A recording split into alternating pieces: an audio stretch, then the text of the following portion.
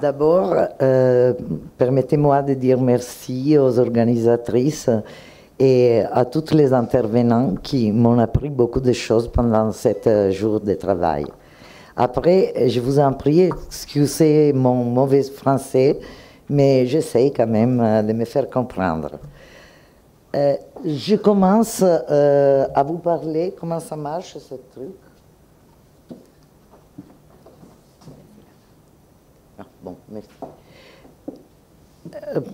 En parlant d'Enrico Prampolini, qui en 1945, juste après la libération de Rome, écrit à Picasso et lui envoie son dernier livre. Il s'agit d'un livre qui s'appelle La sculpture de Picasso. Et cet livre avait été publié en 1943. Donc, bien avant que le livre de Canvalier, qu'on a vu ce matin et sur lequel on a écouté beaucoup de choses très intéressantes. Donc, le livre de Prampolini représente une nouveauté. Cet livre, l'auteur était bien conscient de cette nouveauté. Et comme il lui-même écrit dans la préface du livre. Prampolini, c'était un peintre qui était un peintre futuriste. Quand, en 1917, avait connu Picasso pendant son premier voyage à Rome. Pendant ce voyage, Picasso, ça c'est très connu, est allé aussi à Naples et à Pompéi. Et juste cette photo montre Picasso avec Massine à Pompéi et à l'arrière-plan, vous voyez une grande sculpture romaine. Et Prampolini nous raconte tout ça et il insiste sur une visite qui Picasso avait fait accompagné justement par Prampolini et son frère au Musée Vatican des sculptures en 1917. Et à ce moment-là, Prampolini nous rappelle que Picasso avait appris par Michel-Ange les concepts de l'humanisme et de la Renaissance. Et grâce à la sculpture, à la monumentalité de la sculpture ancienne, il avait appris lui aussi les leçons de la monumentalité. Après 1925, Prampolini s'installe à Paris et là, il se lie au milieu des surréalistes. Donc, il a les moyens de revoir Picasso et de bien connaître son œuvre sculpte. Et il fait une analyse très lucide dans son livre et il nous apprend que la recherche sur la sculpture de la part de Picasso s'est fait constante à partir de 1928. Aujourd'hui, ce sont des choses très connues, mais à l'époque, ce n'était pas comme ça. Et que sa recherche se lie à la graphique. Comme montre, et c'est Prampolini toujours qu'ils disent, une anatomie et les relations entre l'œuvre sculpte et l'œuvre gravée. La graphique en Italie, pour le moment, c'était le seul moyen qu'on avait pour connaître l'œuvre du maître. Minimum jusqu'en 1948, quand Rodolfo Pallucchini apprête à la Biennale de Venise la première grande exposition des peintures de Picasso. C'est une exposition qui, comme toujours, est objet d'un grand débat. Il a même causé une question parlementaire. Pendant le fascisme, l'œuvre de Picasso avait été rejetée, bien sûr, pour ses idées politiques, pour son style et pour les changements de son langage. Et même les peintres qui jusque-là étaient de ses amis et l'admiraient beaucoup, comme Soffici ou Carrà, avaient rejeté son œuvre. Et les choses ne sont pas aussi changées dans l'après-guerre, parce que, sauf un petit drapeau d'artistes à visser, les autres, à droite, mais même à gauche, rejetaient son œuvre. À gauche, il faut dire que les plus radicaux rejetaient l'œuvre de Picasso parce qu'il était victime des thèses de Zdanov qui étaient pénétrées fortement en Italie et où il était soutenu par Palmiro Togliatti, le chef du Parti communiste italien. Et les autres, les plus modérés, avait tendance, à cause de ça, de donner une lecture strictement réaliste de l'œuvre du maître. Donc les questions sont plusieurs. Et encore des années après l'exposition, excusez-moi, j'ai oublié de vous montrer les images, ça c'est l'exposition de la Biennale. Et des années après l'exposition du 48, Umbro Apollonio, dénonce tout ça et il se moque des parlementaires aveugles qui avaient démonisé l'œuvre de Picasso. Et en 1949, Attilio Podestà, sur une exposition de 10 tableaux organisés à la galerie Il Milione de Milan, insiste sur les bruits que l'œuvre de Picasso emporte en Italie. Attilio Podestà, c'était le directeur d'Emporium, c'est-à-dire la plus importante revue d'art en Italie à l'époque, et qui souvent consacrait, même pendant le fascisme, des essais à Picasso. Dans cette après-guerre, il publie plusieurs articles sur Picasso et la plupart d'entre eux est signés par Giulia Veronese, qui publie les premières images de la sculpture de Picasso en Italie, diffusée en Italie, et qui fait aussi les comptes rendus de la grande exposition organisée par Aragon à la Maison de la Pensée française. Et Giulia Veronese publie plusieurs images des œuvres qui étaient présentées à cette exposition, notamment la tête casquée qu'on a vu plusieurs fois pendant 7 jours et qui a été comparée à des différentes œuvres archaïques. Mais je vais vous montrer cette tête, pas la tête, l'Ajax se suicidant du musée archéologique de Florence, qu'il me semble qui c'est la source pour cette œuvre de Picasso. Je crois que l'art archaïque italien va représenter une source vraie pour l'œuvre sculpte de Picasso. C'est suffisant, je crois, vous montrer une autre œuvre du maître pour laquelle ils ont été indiquées des suggestions et des sources différentes à l'époque.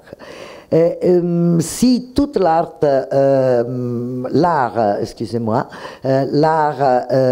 archaïque italien intéresse les maîtres, semble-t-il que l'art étrusque, c'est fondamental.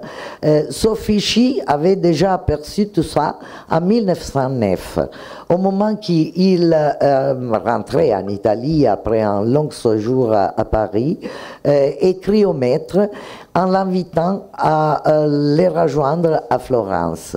Et il dit venez à Florence parce qu'il y a un très beau musée étrusque et il faut le visiter, et aussi les alentours, les sites étrusques de la Toscane et de l'Ombrie.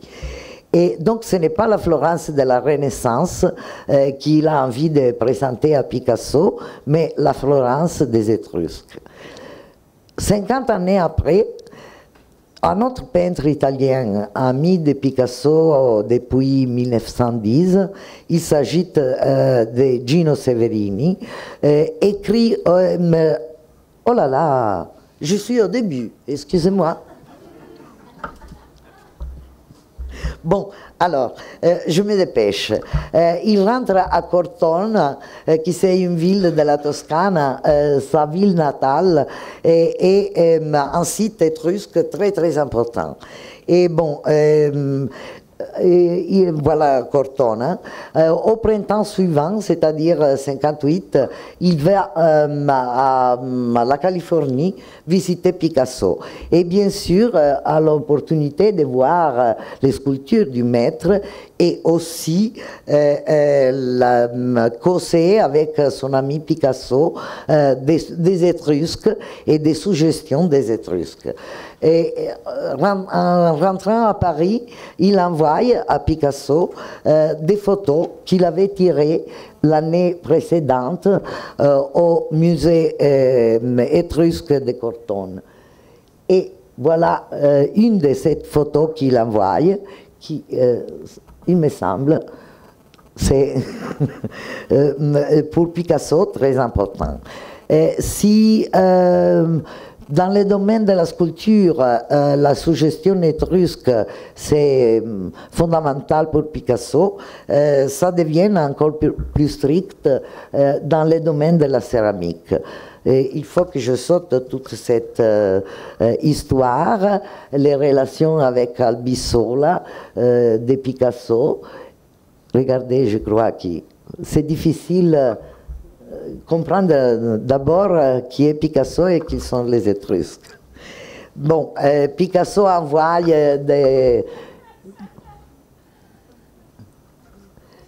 ces céramiques à celui-là, c'est Tullio d'Albissola, qui va apprendre, invité par Madame Ramier, l'art de la céramique, de la technique albissonienne à Picasso, avec Lucio Fontana et des autres artistes italiennes. Et il est accueilli amicalement par Picasso, qui lui montre la chèvre et amène les petits groupes d'Italiennes sur la place du village à voir l'homme au mouton. C'est l'UNITA, le journal du Parti communiste, qui nous apprend tout ça. Et l'œuvre de Picasso sculpte, ça sont une assiette et un vase, les 4 saisons qu'il offre au musée de la céramique de Faenza. Et la céramique s'est présentée elle aussi même à la Triennale de Milan en 1951, où sont présentés des vases qui ressemblent à celles offertes à Faenza. Et finalement, on arrive à la grande exposition de Rome, organisée par la Galerie nationale d'art moderne, dirigée à l'époque par Palma Bucarelli.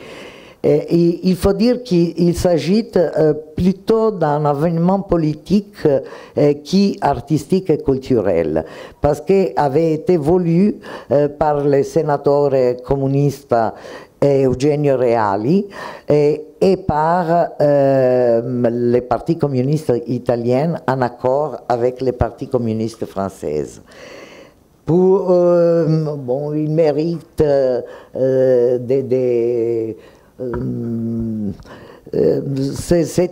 je cherche des raccourcis, mais c'est difficile.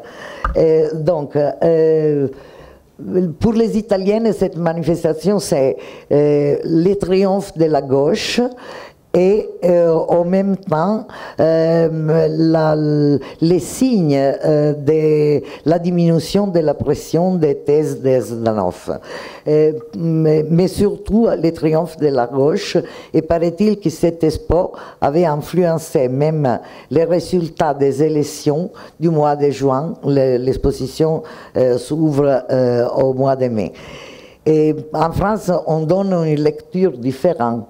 Vous voyez, c'est célébré comme un événement unificateur. Pour l'occasion, Picasso avait ouvert son atelier de la rue de Grande-Augustine. Et c'est un autre de ses amis, critique d'art communiste, Antonello Trombadori, qui avait connu Picasso à Rome pendant son second voyage, et qui nous dit aussi qui, les maîtres, avaient offert les œuvres gardées. Bon. Hier et l'autre hier, tout le monde a débordé. Excusez-moi, aujourd'hui, je n'ai pas eu la chance. Bon, et brièvement, finalement, ces sculptures sont présentées sur le catalogue par Lionello Venturi. Voyez les images.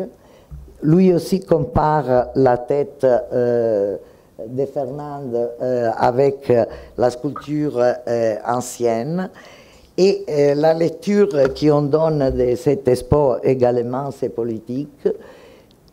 Vous voyez le journal Il Realismo, qui c'est un hebdomadaire communiste qui dédie un numéro spécial à Picasso. La même chose fait le journal de la Biennale. Ça, c'est de l'ironie qui est fait soit sur les journaux italiens et soit de la part de quelqu'un des élèves de Venturi qui fait de l'ironie sur... Ça, c'est une expo à laquelle Cavalier envoie 6 nus, des petits nus, et les organisateurs souhaitaient avoir la chèvre et l'homme au mouton qui attendent d'être exposés à Milan, et donc sont en entrepôt, mais les maîtres refusent les prêts. Et l'exposition de Milan, c'est beaucoup plus grand et important de l'exposition de Rome, parce qu'ils sont présentés des œuvres anciennes, notamment Guernica, et des sculptures anciennes aussi. À Rome, c'était simplement œuvres récentes. Je ne sais pas encore de quelle version s'agit qui est arrivée à Rome. Et ça, c'est un service photographe qui montre le public qui, paraît-il, est plutôt étonné, qui est admiré par rapport à la sculpture de Picasso. Bon.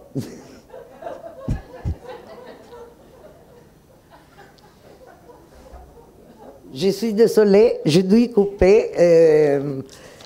Je vais remercier encore le musée Picasso parce que les lettres... Je vais conclure simplement avec les livres en 51 écrits par Argan et envoyés à Picasso avec cette lettre d'excuse parce que les livres arrivent en retard. Et cette lettre, comme les autres jusque-là citées, sont gardées ici dans les archives du musée Picasso. Et je vais remercier tout le staff du musée et Laurence Madeline, qui à l'époque était la conservatrice des archives, qui m'ont permis de lire et d'étudier cette charmante histoire des relations entre Picasso et l'Italie. Merci. Oui, je reviens sur l'importance en effet de l'art étrusque pour Picasso. Il y a ce voyage à Rome, à Naples, enfin en Italie en 1917. Et puis aussi, il y a toutes les revues des années 20 et 30.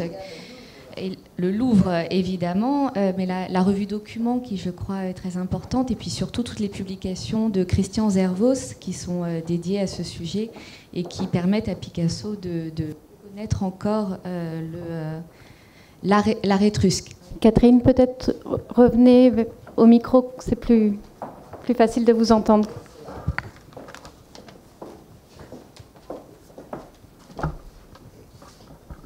Oui, j'ai oublié de vous dire que Picasso avait dans son atelier plusieurs photos concernant l'art étrusque, qu'il ne parlait beaucoup avec Severini et Soffici, et en plus, au début des années 20, les études sur l'art étrusque deviennent plus intenses. Et donc, Picasso, parallèlement, précise son intérêt et sa recherche sur cet art. Et j'avais plusieurs images et plusieurs choses à dire à ce sujet qui me passionnent beaucoup. Mais c'est dommage. Quelqu'un d'autre?